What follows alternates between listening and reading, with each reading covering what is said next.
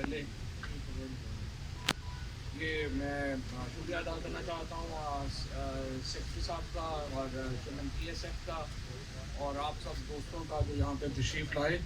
और ये बड़ा एक हिस्टोरिक ओकेजन है इस्लामाबाद के लिए। पहला हम अपनी जो स्पेस ऑब्जर्वेटरी है वो इस्लामाबाद को में बना रहे हैं। पूरी दुनिया के जो बड़े शहर हैं उनकी अपनी स्पेस लेबॉर्ट्रीज़ हैं, अपनी स्पेस ऑब्जर्वेटरीज़ हैं, हमारे पास इस्लामाबाद में नहीं थी। तो ये एक बड़ा खुशाइन आगाज़ होगा। इसके बाद इंशाल्लाह हम गवादर में बना रहे हैं, पेशावर में बना रहे हैं, कराची में जो है वो हम बना रहे हैं, ताकि वहाँ के जो बच्चे हैं वो ये जो फल्कियात है या जो आसमान है उसके जो राज हैं उसको मुसख्खर करने के लिए जो उनकी जो एक ख्वाहिशें हैं उनको अमली जामा जो है वो पहना सकें। जो आसमान है वो इंसान के लिए बहुत शुरू से ही बहुत आप समझिए कि एक मिस्ट्री रहा है, एक ऐसी गुत्थी रहा है जिसको इंसान ने हमेशा सुलझाना चाहा। और हम देखते हैं कि शुरू से ही जो इंसान की तवज्जो थी वो सूरज के ऊपर, चाँद के ऊपर और सितारों के ऊपर रही। पुराने औकात में आप देखिए कि जो डायरेक्शन का सेंस थी वो सितारों से ही ली जाती थी। रास्ता देखना था तो आपने सितारों से लिया जाता था।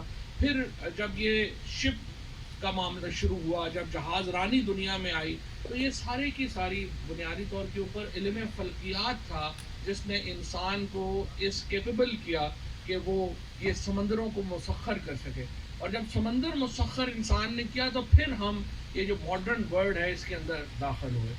और इसीलिए जब मुसलमानों की जो हिस्ट्री है उसमें भी आप उठा के देखेंगे कि मुस्लिम साइंटिस्ट जो हैं उनका बहुत करीबी जो एक दिल के करीब जो एक सब्जेक्ट रहा वो फल्कियात था। और हमने अब भी तवील अरसे तक हमारी जो इबादत हैं, चाहे वो नमाज हो, चाहे रोज़ा हो, चाहे ईद हो, वो सितारों से जुड़ी हुई थी। और सूरज के औकात के मुताबिक नमाज पढ़ी जाती थी। अगर खाना काबा की जो डायरेक्शन है, जो सिमत है, उसके तयन के लिए जो है वो हम सितारों की मदद लेते थे। और अब हाल ही में हमने उसको सैटेलाइट से जोड़ दिया है। सो ये एक, और मुसलमान बादशाहों ने भी अगर आप देखें तो जो फल्कियात के एक्सपर्ट्स थे उनको हमेशा महलों में बड़ी करीबी जगह दी। और अभी हमने ये नंदना फोर्ट का प्राइम मिनिस्टर साहब ने पिछले दिनों इफ्तिताह किया था उसको दोबारा खोलने के लिए, सियाहत के लिए। तो ये वो जगह थी जहाँ पर अल-बैरूनी, अबू रेहान अल-बैरूनी ने सबसे पहले ज़मीन का जो कुतर था वो यहाँ पे बैठ के दरियाफ्त किया था। और वो भी एक फल्कियात दान थे और महमूद गजनवी के दरबार में उनको बहुत अहमियत हासिल थी। और इसी तरह से मुख्तलिफ अदवार को आप देखेंगे तो आपको एहसास होगा कि जो मुस्लिम साइंटिस्ट थे उनका शायद जूलॉजी के ऊपर और ये जो हमारी बायोटेक्नोलॉजीज़ हैं इनके ऊपर इतना ध्यान नहीं रहा हिस्ट्री में जितना फल्कियात के ऊपर रहा। और इसीलिए जब हमने ये फल्कियात के ऊपर जब हमने देखा कि ये जो मॉडर्न एरा जब आया हमारे सामने, और इसमें आकर के जब सबसे पहले तो जाहिर है कि हमारा एक दुनिया का एक इस तरफ एक सफ़र था। 1609 में गैलीलियो ने जो सबसे पहले जो ये ऑब्जर्वेशन की थी और उन्होंने जो टेलीस्कोप जब ईजाद की और गैलीलियो ने ये कायनात को देखा, उससे उनका एक बिल्कुल मंजरनामा जो है वो बदल गया।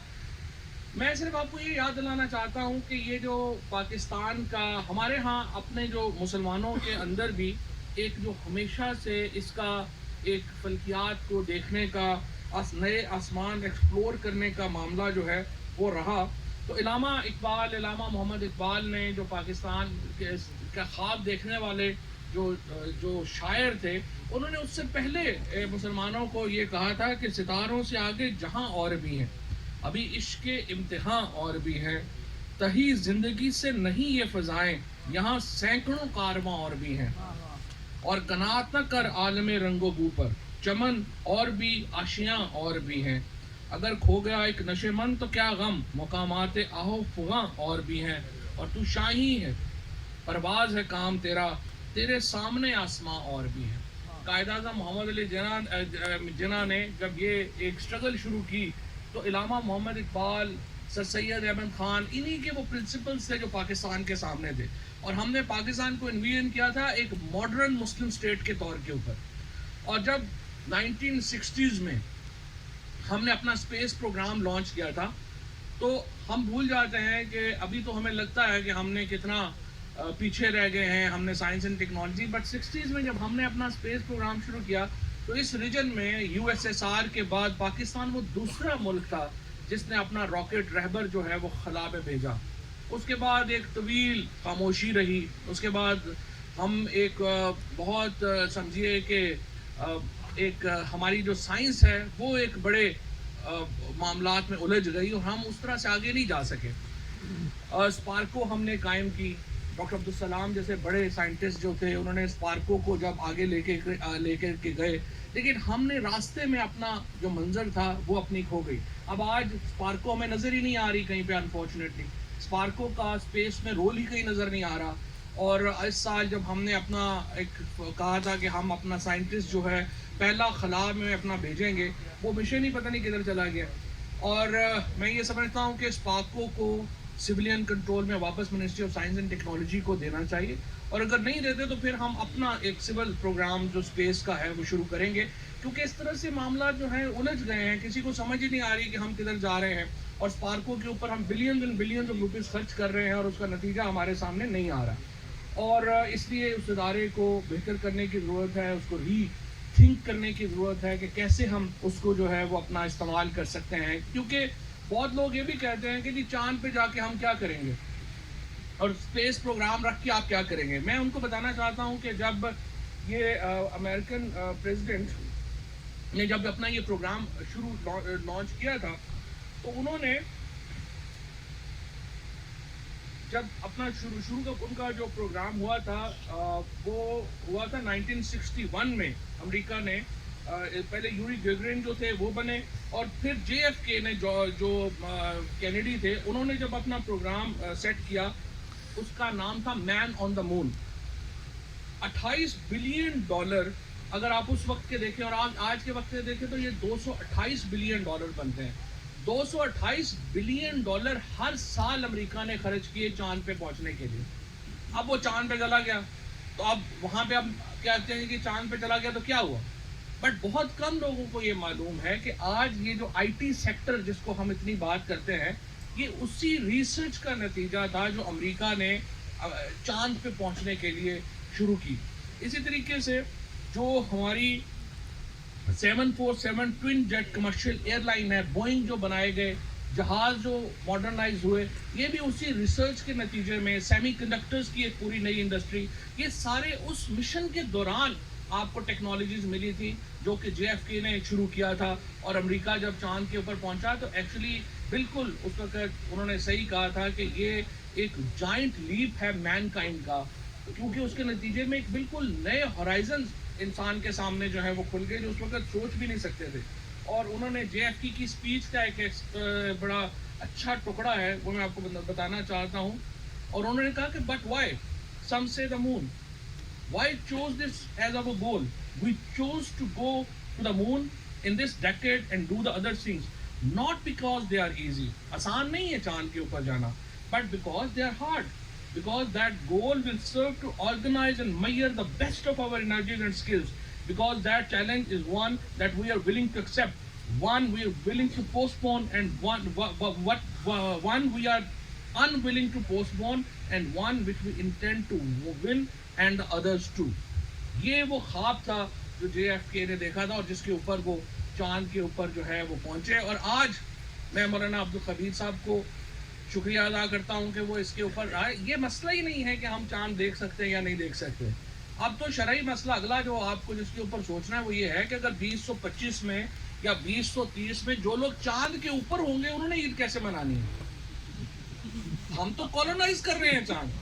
یہ تو آپ لوگ اپنا جو ہمارے علماء ہیں اور جو ایک مولانا خبیر صاحب نے آ کے اور بہت سارے اور دوسرے علماء جو ہیں جو علم دوست علماء ہیں جو آگے کی طرف دیکھتے ہیں, وہ علماء جو ہیں یہ ان کے لیے ایک نئی راہیں ہیں کہ آپ نے یہ دیکھنا ہے کہ آگے کے جو مسائل ہیں ان کو ہم نے کیسے حل کرنا ہے, ہم نے ان کو اکٹھا لے کے کیسے جو ہے وہ چلنا ہے.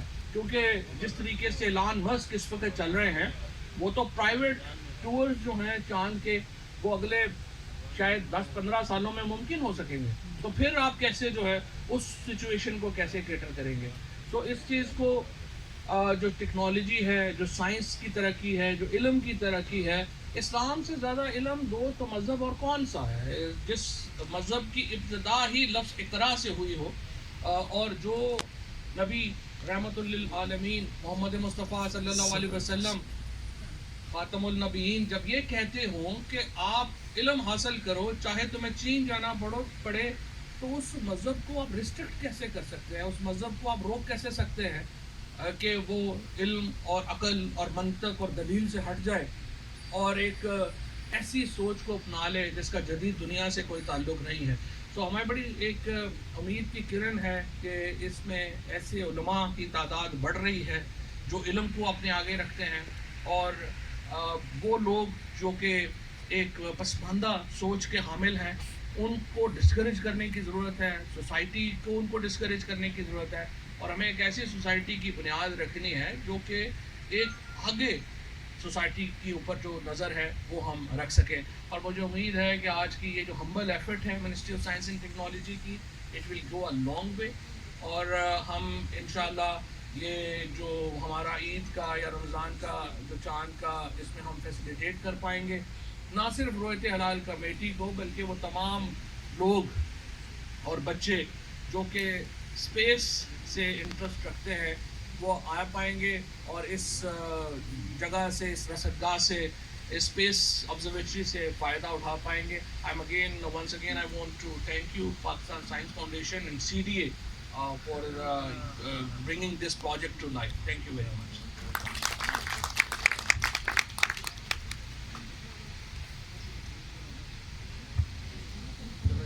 We are really